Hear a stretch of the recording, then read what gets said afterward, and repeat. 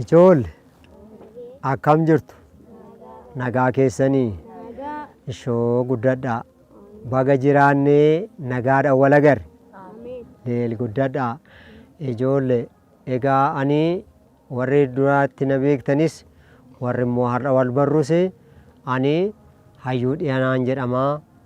Egaa gara fuulduraatti innaa wal argine Nooruu Akaakayyuu jettu.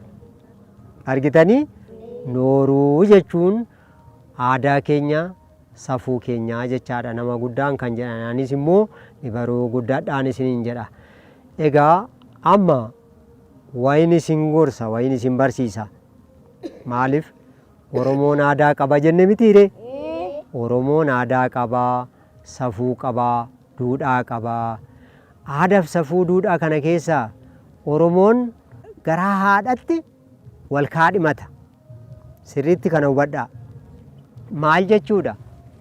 Garaa haadhatti wal kaadhimata yoo jennu Oromoon baay'ee wal jaalata waan ta'eef kabaja walii qaba waan ta'eef isamma jabana kana bifaan wal laalanii otoo wal hin argin wal arganii yookiin mana barumsatti yookiin immoo jaalalli na qabe jedhan otoo hin ta'in dhalootumaan wal jaalatee safuudhaan duudhaadhaan wal jaalateet yoo warra jaalate immoo abbaan maal godha?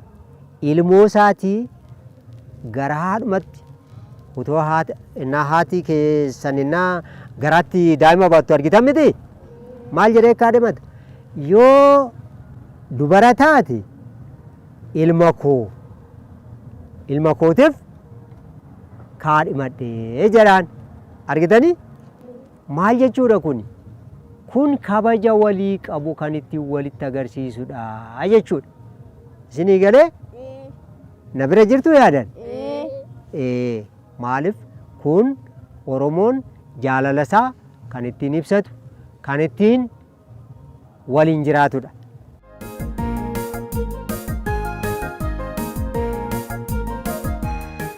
Mee waa'ee yookiin mana barumsatti kitaaba irraa dubbistan ta'a. Waa'ee sangoota gurraacha fi adii fi diimaa tokko beektuudha? Argitanii? Sangoonni sun fakkeenya guddaa yeroo kana kan namaaf ta'anidha. Sangoonni sadi ta'anii wal qabatanii bosona keessa otoo jiraatanuu maal goote jeedalli tonkolanyaadha beektu? Suuta jettee dhaqxee waraabessi yeroo hundaa naannoo isaanii marsee akkamitti isaa bura karaa nyaatu dhabee jennaan nyaachisuu waraabessa nyaachisuu jettee jeedalli dhaqxee maal goote? Sangaa isa diidhaa malee mee waraabessi isinitti marsu. Sirriitti na hubadhaa. Waanan kana isinitti muufan qaba. Otoo sangaan adiin bee isin bira jiraachuu baate waraabessi isinitti marsu. Diinni isinitti marsee akkanatti isin nyaachuudha hin bookkisu. Maarree kana rakkoodhaa jedhanii suuta jedhanii allayyaatti sangaa adii aan. Sangaa adii allayyaatti aanan amma nyaatame sangaa adii waraabessi allayyaa keessatti nyaatee gurraachi fi diimaan hafan. Maarree jeedalli ammas lakkimee ammas kan waraabessi isinitti marsee jiruuf diinni kan isinitti marsuuf ammas dukkana keessa sangaan inni diimaan hin mul'ata. Kanaaf jettiin isa gurraachan. Isatu diina nutti waamaa jedheet waraabessi sangaan inni gurraachi maal godhe? Ati gurraacha dukkana fakkaattaa silaa waraabessatti mul'attu jettiin hin sobdime. Argitanii jeedal waraabessi ija dukkanaa qaba gurraacha dhiisi wantumti isa jalaa dhokatu hin jira? Hin jiru. Garuu yoo sobdee walitti isaan naqxu maal goote jeedalli? Sangaa isa diimaa akka inni gurraachi qaala ta'u goote sangaan diimaan qaalaa buunan waraabessa achitti nyaate amma gurraachi qobaatti hafe. Maarree kanarra waraabessi baay'atanii dhufanii asiin itti dhufu innaan asii waraanuu dhabe inni sun hin butu asiinnaa garagale asiin inni kun butaa booda sangaa gurraacha kukkutanii nyaatan. Argitanii joo?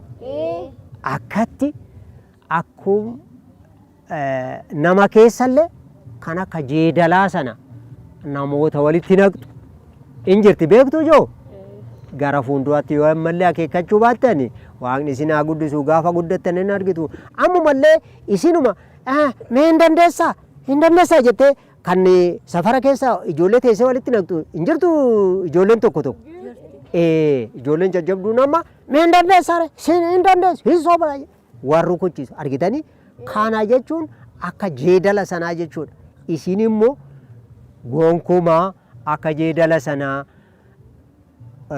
horma dhageessanii yookiin nama daba isin gorsu dhageessanii waliin dhabdani mitiire gara fuulduraatti illee wal jaalattu tokkummaa qabaattu malee akkanatti kunoo diinni keenya walumatti numa walitti naqeet ofii isaatii deebi'ee maal godha nutti kolfa wal nu nyaachisee wal nu ajjeechisee nutti kolfa argitanii joo jee guddaadha ilaa ijoollumallee safaratti illee nagaltan akkanatti gorsaa kanarraa akka baratan ijoollee bichaa beeksatanii nu warrumti gugurdaan garaa isaaniitiif jedhanii yookiin immoo namni sun yoo bade yoo du'e yoo jiruun isaa bade akka waan isaanii darbu akkanatti nama walitti naqaniiti nama wal ajjeechisu argitanii joo kanaa nu waa baraaru miti nu waa baraaru waaqni kanaafuu ijoollee isin wal jaaladhaa tokkummaa qabaadhaa ammasaanii baay'isee kanan isin gorsaa akka jaalala qabaattan isin gorsaa.